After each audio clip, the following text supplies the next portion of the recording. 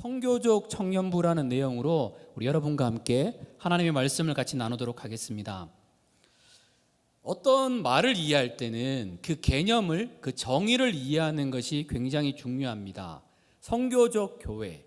선교는 무엇일까요? 선교의 선자는 베풀 선자, 그 다음에 교자가 가르칠 교. 그래서 선한 것을, 가르침을 베푼다, 가르침을 널리 펼친다, 그 뜻이 선교라는 뜻이 있습니다. 그런데 이 20세기 초만 하더라도 이 선교라는 것이 조금 다른 의미였습니다. 예를 들어서 한국에서 복음을 전한다. 그러면 뭐라고 불렀는가 하면 전도.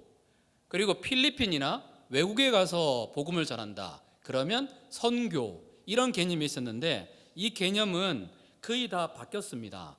어떻게 바뀌었는지 한번 살펴보도록 하겠습니다. 선교가 무엇일까요?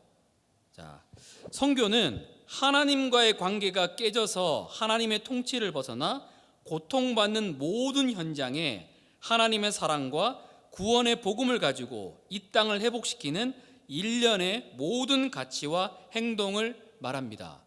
윈 목사님께서 선교에 대한 정의를 할 때 이렇게 주셨는데 제가 지금 공부하는 학자들과 또 동일합니다. 이렇게 이야기합니다. 선교란 것은 하나님과의 관계가 깨어진 모든 곳을 가서 그곳을 회복시키는 것, 그러니까 하나님의 나라를 이루어내는 것, 하나님과의 관계가 깨어진 그곳에서 하나님 나라를 이루어낸다. 그러면 그것을 선교라고 이야기한다라는 겁니다. 그러면 선교적 교회란 말은 무슨 말일까요? 선교적 교회, 선교를 많이 하는 교회, 선교사를 많이 파송하는 교회, 선교 강의를 많이 하는 교회, 그런 뜻하고는 거리가 있습니다. 이 선교적 교회라는 말은 이런 뜻입니다. 한번 같이 한번 볼까요? 이건 같이 한번 읽어보겠습니다. 자, 시작. 선교적 교회는 우리 모두가 선교사적 정체성을 가지고 하나님의 선교에 다양하게 쓰임받는 교회입니다. 그러니까 선교라는 게 이거잖아요. 하나님의 나라를, 하나님과의 관계가 깨어진 그곳에 가서 하나님의 나라를 확장시키는 거니까 선교적 교회라는 것은 동일합니다. 이게 선교사적 정체성이거든요. 내가 선교사입니다. 선교사라는 말은 무슨 뜻인가 하면 하나님과의 관계가 깨어진 그곳에서 하나님 나라를 확장하는 것, 하나님을 드러내는 것.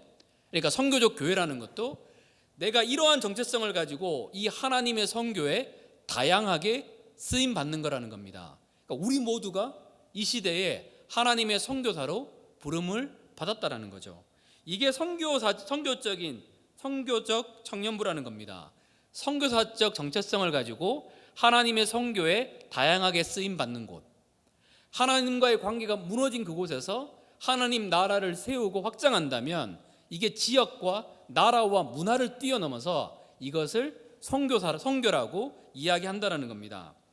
그러면 이 선교를 어떻게 해야 될까요? 이 선교는 어떠한 방법으로 나가야 되는 걸까요? 이것을 가장 잘 설명해 주는 것이 제가 보기에는 오늘 본문의 말씀입니다. 이거를 더 그레이트 커맨드먼트라 그래서 지상 대사명, 예수님이 남기셨던 선교의 대명령, 이렇게 이야기합니다. 마태복음의 내용을, 마태복음 28장에 기록되어 있잖아요. 그럼 마태복음의 내용을 좀 정리를 해보면 이렇습니다. 하나님의 아들이 우리를 사랑한다는 이유 때문에 실제적으로 인간의 몸을 입고 이 땅에 오셨습니다. 하나님의 아들이 이 땅에 오셔가지고 놀라운 기적들이 일어납니다. 저희가 알다시피 오병 2어, 떡 5개와 물고기 2마리로 5,000명이 넘는 사람들을 먹입니다. 말도 안 되는 기적들이 예수 그리스도가 이 땅에 오셨을 때 일어납니다. 많은 사람들이 사랑을 느낍니다. 한센병 환자, 나병 환자가 있었습니다. 치료될 길이 그 당시에 보이지 않거든요. 그런데 예수 그리스도를 만나면 누구도 손대지 않고 어떤 사랑도 받지 못했던 이 한센병 환자가 사랑을 받습니다. 예수님이 안아주셨거든요. 그 한센병 환자를요. 안아주시고 예수님의 품에 안기면 그 한센병이 어떻게 됐을까요? 떠나갔다라는 겁니다. 메시아가 이 땅에 오고 난 다음에 말도 안 되는 기적, 희망, 소망이 보였습니다. 근데 사람들이 어떻게 했을까요? 그 메시아를 저희가 알다시피 십자가에 못 박는 겁니다. 십자가에 죽이는 거죠. 그 메시아를 십자가에 못 박았습니다. 우리 죄를 위하여 죽으시는 것이 우리를 살리는 길이니까 예수님은 묵묵히 그 길을 걸어가십니다. 평생 함께할 것 같았던 예수님의 제자들도 다 예수님을 떠났죠. 그리고 예수님이 이렇게 얘기하셨습니다. 내가 부활할 것이다. 갈릴리에서 보자. 그런데 이 말을 제자들도 안 믿겼으니까 다 떠난 거겠죠. 그리고 난 다음에 28장의 내용이 시작됩니다. 28장 1절 말씀입니다. 저희 같이 한번 볼까요? 안식일이 다 지나고 안식 후 첫날이 되려는 새벽에 막달라 마리아와 다른 마리아가 무덤을 보려고 갔더니, 안식 후 첫날 새벽에 이 막달라 마리아와 다른 마리아는 왜 무덤을 보려고 갔던 걸까요? 이 사람들은 예수님을 잘 따랐던 사람입니다. 갔던 이유에 대해서 학자들은 이렇게 얘기합니다. 유대인의 관습에 따라서 예수님의 시신에 향품을 바르려 갔다. 왜 시신에 향품을 바를까요? 냄새가 나니까요. 그러니까 이런 마음이죠. 예수님이 분명히 부활할 거라고 얘기를 했지만 이 부활을 믿었던 사람들은 없었다라는 겁니다. 그런데 실제적으로 이런 일이 나타납니다. 마태복음 28장 9절 말씀입니다. 같이 한번 읽어볼까요? 자, 시작. 예수께서 그들을 만나 이르시되 평안하냐 하시거늘 여자들이 나아가 그 발을 붙잡고 경배하니. 아멘. 세상에 일어날 수 없는 일이 일어났습니다. 하나님의 아들이 죽음을 깨고 사망을 깨고 부활하셨습니다. 그리고 얘기하십니다. 평안하냐, 평안함이 있으라 이야기하십니다. 놀랍죠? 이 기쁜 소식들을 사람들에게 전합니다. 예수님이 부활하셨다고. 근데 이런 소식이 전해졌으면 어떻게 일이 일어나야 될까요? 죄 없는 예수님을 많은 사람들이 십자가에 못 박았습니다. 그런데 예수님이 부활했습니다. 그러면 보통 어떻게 반응해야 될까요?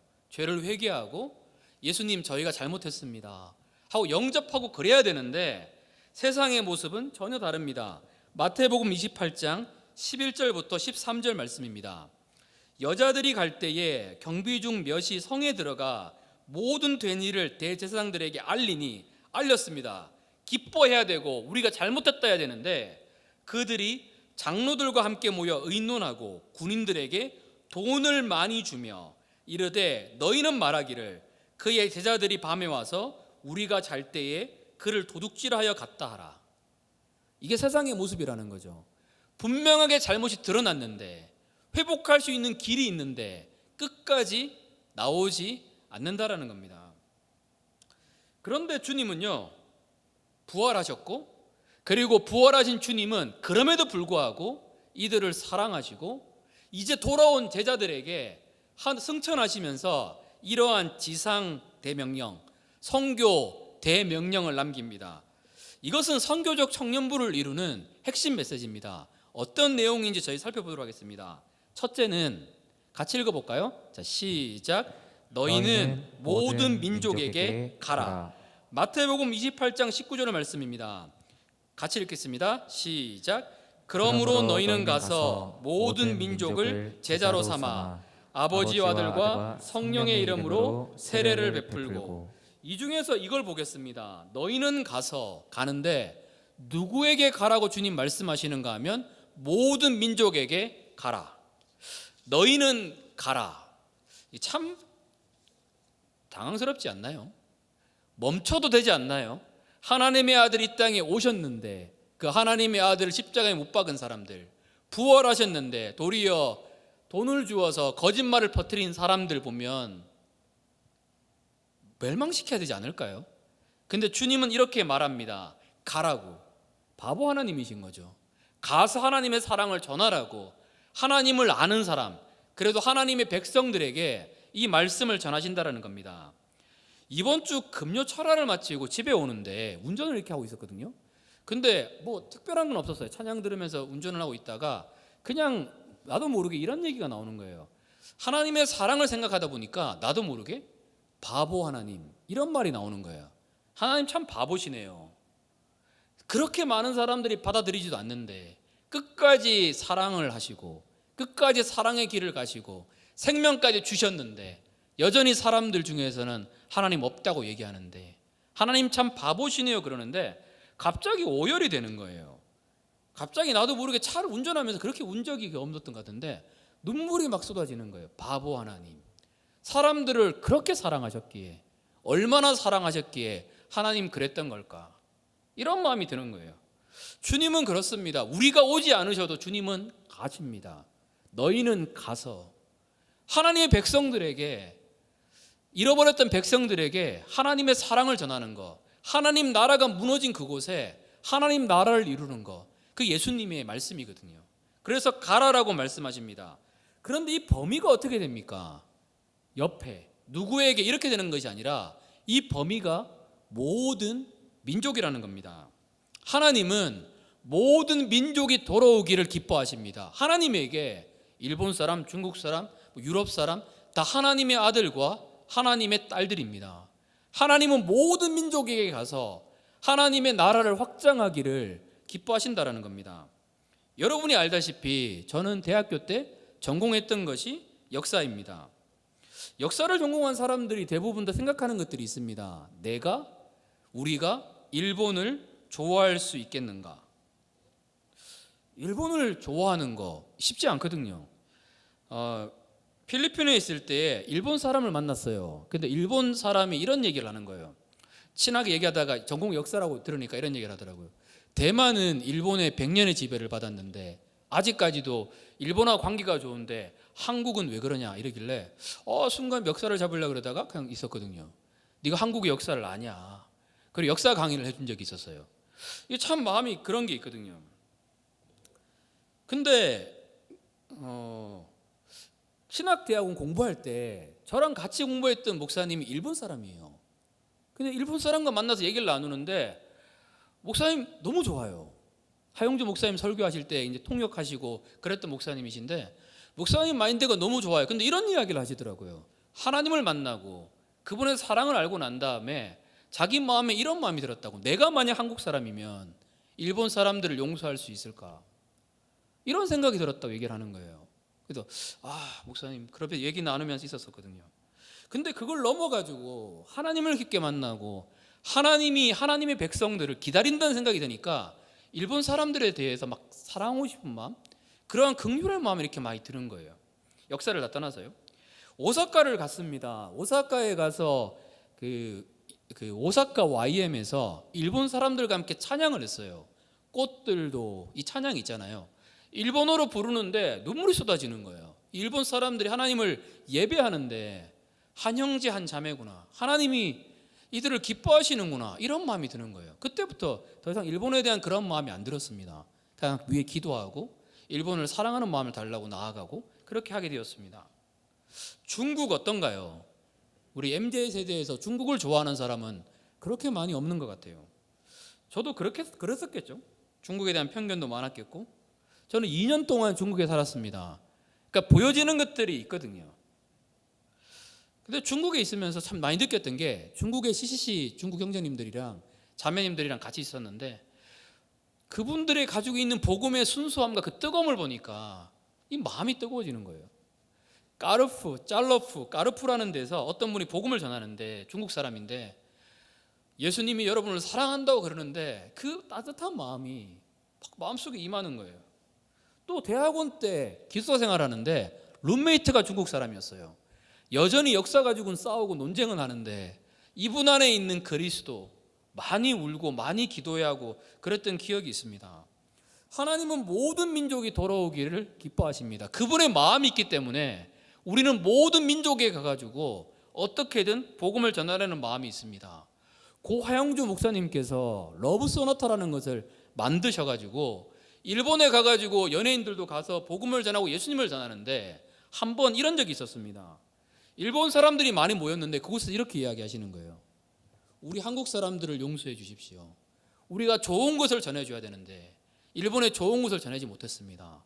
우리를 용서해 달라고 이야기하니까 일본 사람들이 그때 패닉에 빠지는 거예요. 그게 어떤 사람들이 우리가 용서를 구해야 되는데 왜 한국인 목사님은 도리어 용서해 달라고 이야기하는 걸까?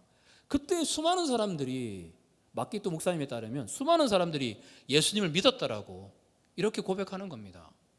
하나님께 다 백성이거든요. 하나님은 모든 민족이 돌아오기를 기뻐하십니다. 역사적으로 보면 주님은 특히 우리나라를 사용해 가지고 하나님의 아름다운 복음을 많이 전하셨습니다. 1903년도에 원산의 대부흥이 일어났고 1907년도에 평양의 대부흥이 일어났었습니다. 1910년도에 크리스찬이 한 100만 명 넘었는가 봐요. 100만 구령 운동 해가지고 나라와 민족을 위해서 간절히 기도했었습니다. 결과는 어땠던 것 같으세요? 1910년도에 그렇게 기도했는데 결과는 일본에 의해서 나라가 침탈당했습니다. 한일 합방이 일어난 거죠. 그때 기록을 보면 이렇습니다. 기대감이 없어졌고 배신감, 신앙을 포기해야 되나 이런 생각이 들었던 사람들도 있는 거예요. 여러분도 그렇지 않아요? 그렇게 기도했는데 그렇게 부르짖었는데 응답 안 됐다. 실망감 안 들 수 없는 거죠. 초월한 사람이야 들겠지만 또 신앙이 더 잘한 사람이야 그렇겠지만 순간적인 마음은 실망감 드는 거거든요. 많은 사람들이 힘들어했었어요. 근데 그때 역사적인 기록에 따르면 무려 우리나라의 4분의 1이라 되는 인구가 조선을 떠났다는 거예요. 디아스포라, 흩어짐이 일어났다는 거죠. 우리나라는 그전까지 굳게 잠겨있는 나라라는 말이 있었는데 합방하고 난 다음에 많은 분들이 떠났어요. 떠나서 뭐 했을까요? 지금도 유명한 말이 있습니다. 중국 사람들은 나가면 식당을 차리고 한국 사람들은 나가면 교회를 세운다. 이때부터 그런 거예요. 연해주에 갔는데 교회가 세워졌어요. 무려 기록에 남아있는 것만 200개가 넘어요. 수많은 교회가 이 디아스포라를 통해 가지고 흩어진 예배자들을 통해 가지고 낯선 땅 가운데 하나님의 교회가 세워졌어요. 1937년도에 스탈린이 이런 이야기를 합니다. 연해주에 있는 조선 사람들을 어디로 중앙아시아로 흩어버려요. 영향력 없게 흩어버리거든요. 고려인은 끝난 건가? 교회는 다 무너진 건가? 1990년도 때 구소련이 붕괴되고 난 다음에 수많은 한국 선교사님들이 중앙아시아에 가서 복음을 전했습니다. 예수님을 전했습니다. 누구를 통해서요? 고려인을 통해서요. 중앙아시아에 남아있는 고려인을 통해서 수많은 하나님의 복음이 그곳 가운데 증거되었습니다.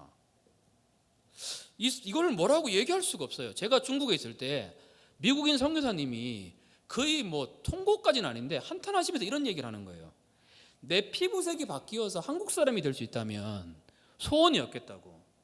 본인은 중국에서 전도를 하려고 해도 백인이니까 집에 들어가면 신고가 들어오는데 한국 사람들은 피부가 같잖아요. 어디를 가도 복음을 전할 수 있어요. 러시아를 가도 고려인이 있어요. 그럼 어디를 가도 대한민국 사람 안 찾기가 힘들어요. 어디를 가도 있거든요. 이분이 그래요. 내 피부색을 바꿔도 한국인이 될 수 있다면 하나님이 놀랍게 일하고 있습니다. 일하고 계십니다. 이제는 해외 이민자만 디아스포라 세대가 아닌 거죠. 흩어진 세대가 아닌 거죠. 우리 대부분 사람들이 유학 아니면 지사 근무, 해외여행, 단기 선교여행, 한국에 있으면서도 외국인을 안 만나본 사람들은 대부분 거의 없습니다. 거의 만나거든요. 하나님은 우리를 부르셨어요. 이 모든 사람들에게, 모든 민족에게 하나님의 복음을 전하기 위해 부르셨거든요. 호주의 선교사님이 계십니다. 데이비스. 우리나라의 최초로 진 선교사님인데 이분이 제물포에서 부산을 가기 위해서 그렇게 발버둥 쳤어요. 부산에 가서 복음을 전하고 싶어서 했는데 한국에 온 6개월 만에 하늘나라를 가요. 제가 부산을 이번에 한번 가고 싶은 게 그거예요. 아이고 죄송합니다. 부산을 안 가진 않았는데 그래도 이번에 한번 가고 싶은 거예요. 그 흔적들이 있거든요. 그 데이비드 선교사님이 호주에서 그분의 순교를 통해서 수많은 호주 사람들이 우리나라에 와서 조선에 와서 복음을 전했습니다. 그런데 그 호주가 지금은 어떻게 되어 있나요? 여러분 지금 호주 많은 소식도 들리지 않습니까? 이제 우리가 가야 될 때가 된 거죠. 이제 우리가 전해야 될 때가 된 거죠. 텍사스에 계셨던 루이드리라는 분은 그랬습니다. 내 심장이 1000개가 있다면 조선을 위해 바치겠다고. 그런데 지금 미국이 어떻게 되어 있나요? 지금 마찬가지입니다. 하나님은 우리를 통해서 하나님의 아름다운 복음을 전하기를 기뻐하십니다. 모든 민족에게 가는 그런 하나님의 은혜가 우리 청년들에게 가득하시기를 축복합니다. 둘째는 무엇일까요? 같이 한번 읽어볼까요? 시작. 예수님의 제자가 되어라. 마태복음 28장 19절 말씀입니다. 같이 읽겠습니다. 자, 시작. 그러므로 너희는 가서 모든 민족을 제자로 삼아. 여기까지 있겠습니다. 모든 민족으로 가는데 주님이 우리에게 부탁하신 것은 제자로 삼으라는 겁니다. 예수님을 믿는다 끝이 아니에요. 예수님 믿으면 천국이다. 끝이 아니에요. 예수님을 믿는 것은 신앙의 시작입니다. 예수님을 믿게 되면, 바르게 예수님을 믿게 되면 우리 안에 어떤 갈망이 일어납니다. 생명력이 있으니까. 뭘까요? 예수님을 더 알고 싶습니다. 예수님을 더 알아가고자 하는 그러한 마음들이 당연히 일어날 수밖에 없습니다. 복음은 그 가치거든요. 제가 이런 예화 많이 들잖아요. 지금 예배를 드리고 있습니다. 여러분 집중하면서 예배를 드리고 있는데, 교회 1층으로 1등 내려가는 사람에게 제가 1,000만 원을 준다, 이게 실제로 믿긴다, 그러면 여러분 어디 있을까요? 우리 다열 형제님은 어디 있을까요? 예배를 지키고 있다고 얘기하는 것 같아요. 와, 훌륭해요. 아닌가? 맞지? 훌륭한 것 같아요. 마찬가지로 그게 실제로 믿겨지면 우리 대부분의 사람들은 내려가게 되어 있습니다. 믿겨지면 하나님의 아들이 나를 위해 십자가에 죽으셨다, 그만큼 사랑한다가 믿기는데 그 자리에 머물 수 있는 사람은 아무도 없습니다. 예수님을 믿게 되면 점점 예수님을 알게 되고, 그리고 뭐가 되고 싶을까요? 예수님의 제자. 예수님의 제자는 무엇일까요? 제자는 예수님을 따르는 사람입니다. 주님이 명령하셨습니다. 제자로 삼으라고. 근데 여러분, 제자를 삼으라고 하셨는데 제자로 삼기 전에 먼저 돼야 될 게 있습니다. 무엇일까요? 내가 제자 되는 거죠. 내가 예수님의 제자 아닌데 누구에게 제자됨을 이야기할 수 있어요?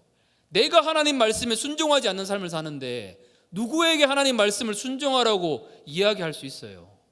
그렇게 할 수 없다는 겁니다. 주님은 우리가 제자 되는 것을 기뻐하십니다. 제자가 되면 리더가 생깁니다. 가장 먼저 우리가 추구해야 될 것은 예수님의 제자 되는 것입니다. 하나님은 건물을 크게 하거나 사람들을 많이 늘리는데 관심이 없어요. 오병이요, 남자만 5,000명인데 예수님 떠나요. 사람 늘리는데 관심 없으신 거거든요. 예수님의 관심은 어디에 있는 걸까요? 우리를 제자 삼는데요. 거기에 관심이 있으신다는 겁니다. 저희 교회 표가 중에 하나가 인재를 양성하는 교회죠. 맞습니다. 우리 하나님은 지금도 우리를 움직이십니다. 예수님을 따르는 사람, 제자가 되게 하기 위해서. 불신자의 관심을 끄는, 예수님을 믿지 않는 사람의 관심을 끄는 매력적인 교회가 되려면 어떻게 해야 하는가? 이런 질문이 있습니다. 교회 3.0이라는 곳에, 책이라는 곳에 질문이 나오는데, 이 책에서는 이 답에 대해서 단순하게 이야기합니다. 잘못된 길에서 벗어나 참된 길로 들어가면 된다. 무슨 내용일까요? 지역 주민에게 호감을 얻는 교회가 되려면 어떻게 해야 되는 거에 집중하는 것이 아니라는 거예요. 매력적인 교회가 되려면 지역 사람들에게, 밖에 있는 사람들한테 어떻게 하면 호감을 주는 거에 집중해야 될까가 아니라는 거예요. 그럼 뭘까요? 우리가 하나님 앞에서 제자가 되면, 주님이 우리가 하고 있는 일에 집중하게 된다면, 우리가 하나님 말씀에 순종하게 된다면 하나님 나라는 이루어진다는 거죠.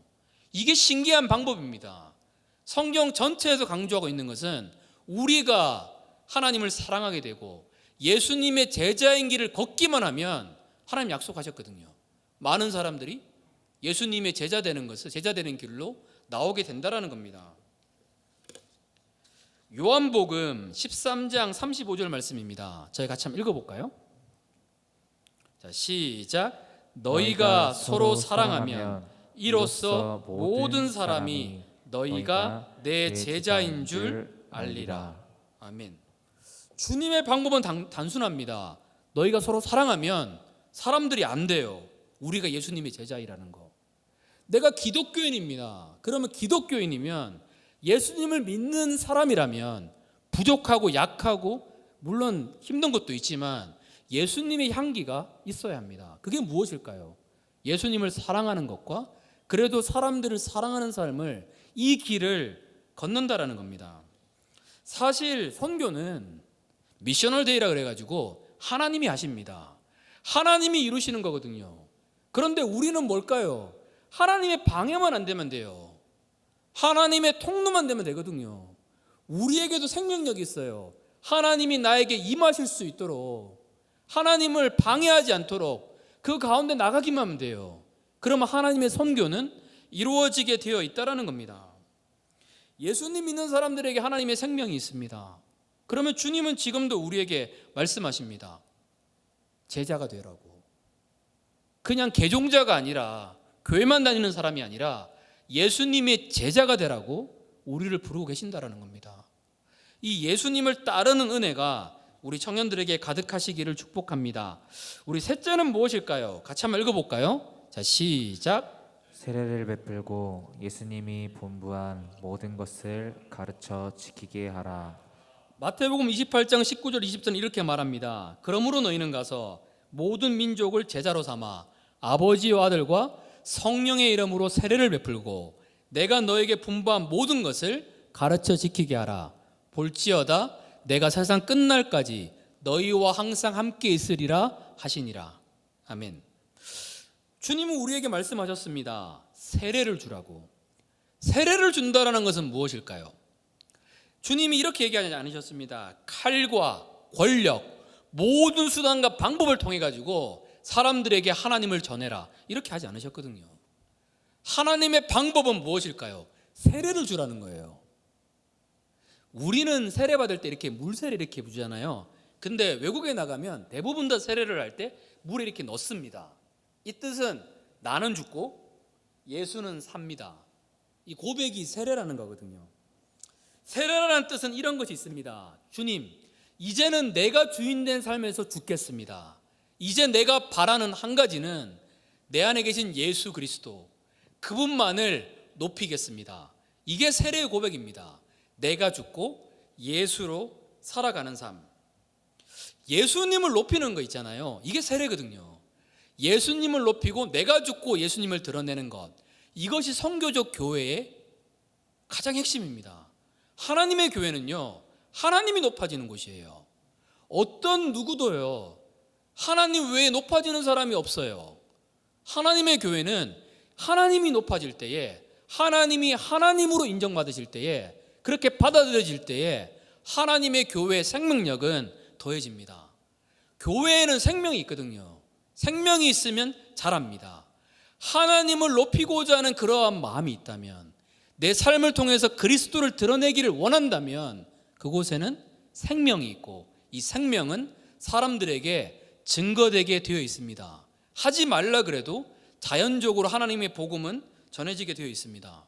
저는 이런 생각을 많이 했었습니다. 아름다운 공동체, 아름다운 교회를 만들기 위해서는 무엇을 해야 될까?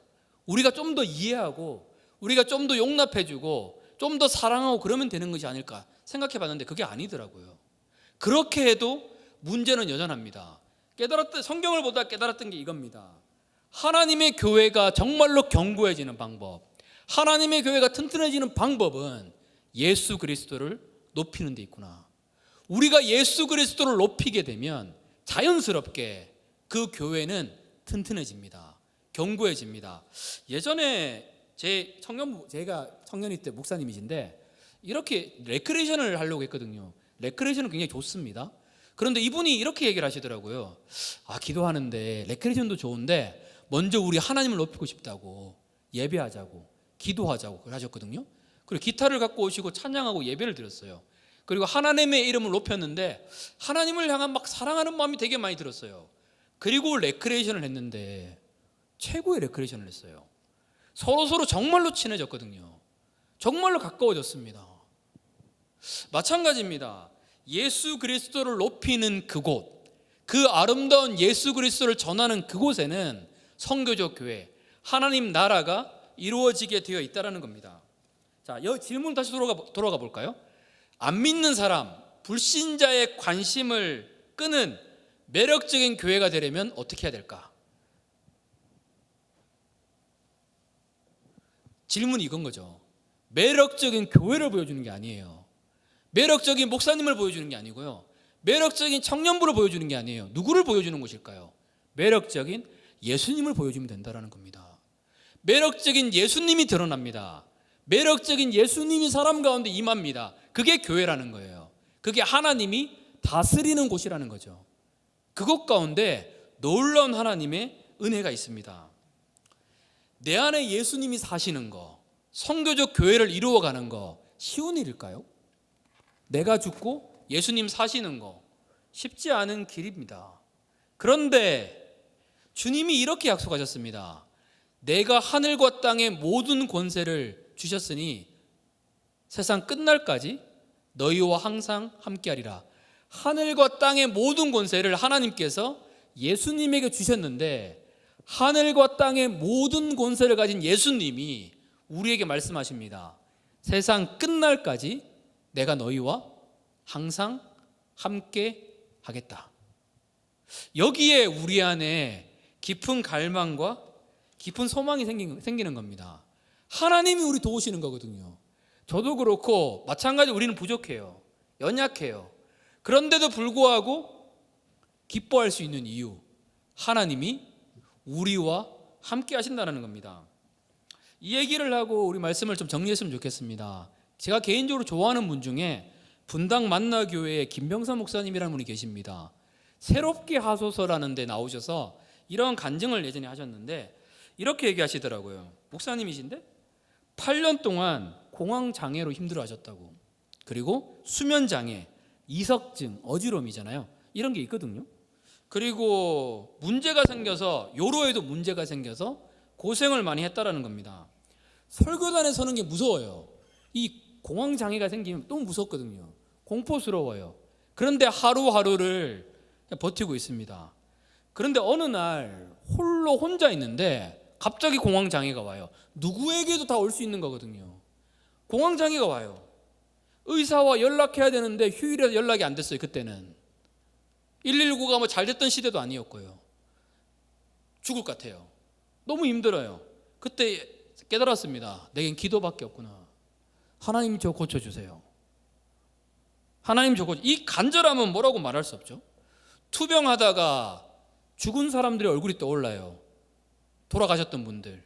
내 인생 여기서 끝났다는 생각밖에 안 드는 거거든요. 하나님 도와주세요.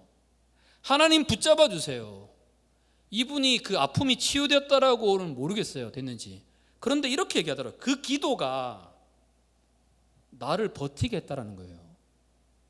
8년의 그 시간 동안, 지금도 그러신지 모르겠지만 그 아픔들 누구에게나 다 일어날 수 있는 일이거든요. 그런데 그럼에도 불구하고 목사님이 이렇게 얘기를 해요.